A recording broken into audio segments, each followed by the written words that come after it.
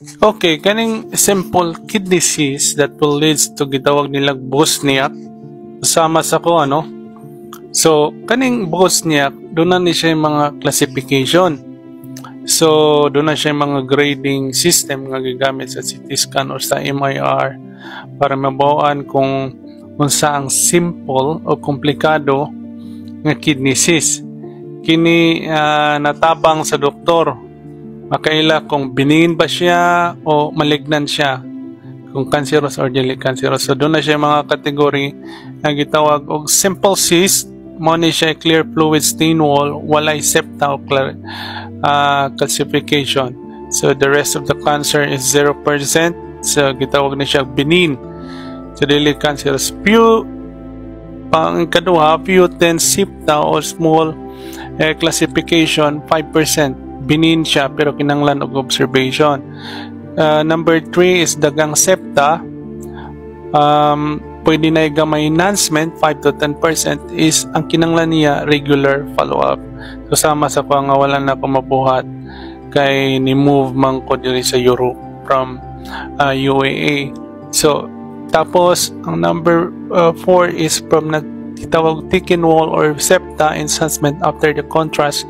Suspicious na ni siya guys. Surgery or biopsy recommended, which is 50% possibly siya nga either benign or mostly 50% is cancerous. So ang number 4 gitawag guys of cyst with solid enhancement components, very suspicious gina siya guys, usually malignant, so surgical removal.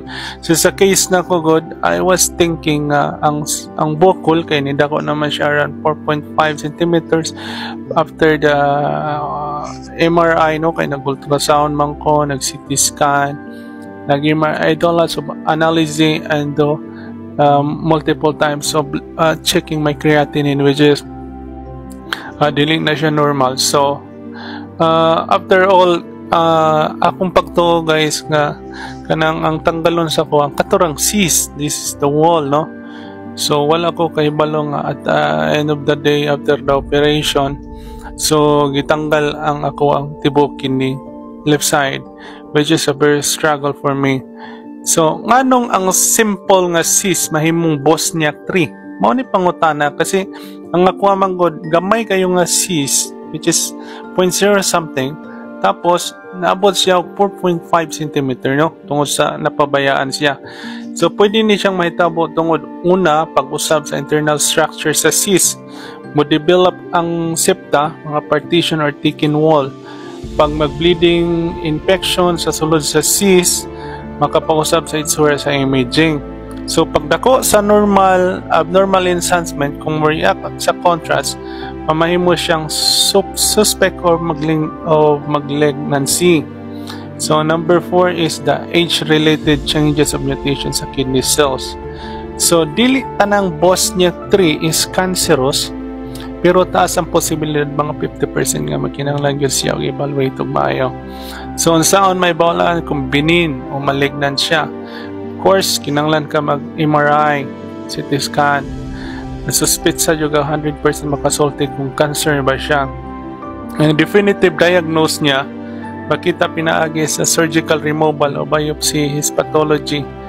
So, mo ni nahitabo sa babay. So, from akong pagtuo is partial nephrectomy. So, nahimo siyang radical, no? So, totally remove yun. Tapos, doon na siya gitawag renal mass biopsy. Unsay buhaton kung gusto lang makasiguro una sa pagpapa-opera no, depende sa location or sa mga kidney. Unsay kasagaran buhaton kung Bosniak 3 ka. So referral sa radiologist, partial nephrectomy, tantangon ng kidney cyst part lang sa kidney accessible umadako. Tapos active surveillance, regular imaging kung gamay pa wala gyud symptoms labi na kung taas ang edad. So take away, a simple cyst mahimong Bosniak 3 tungod sa internal changes of complication. Ang Bosniak 3 kay indeterminate, dili short kung benign o malignant. So kinahanglan pa na siya check. So ang biopsy o surgical pathology ra makahatag yung final answer. So far guys, balikod pa na ko ang result pon sa hospital sa histopathology about sa biopsy. So important ani is regular follow-up imaging o consult sa nepro para ma-manage yung insakto. So, from all the struggles I've been through, atong istoryahan ng lifestyle nga nung nagkaingon ani ko. Thank you.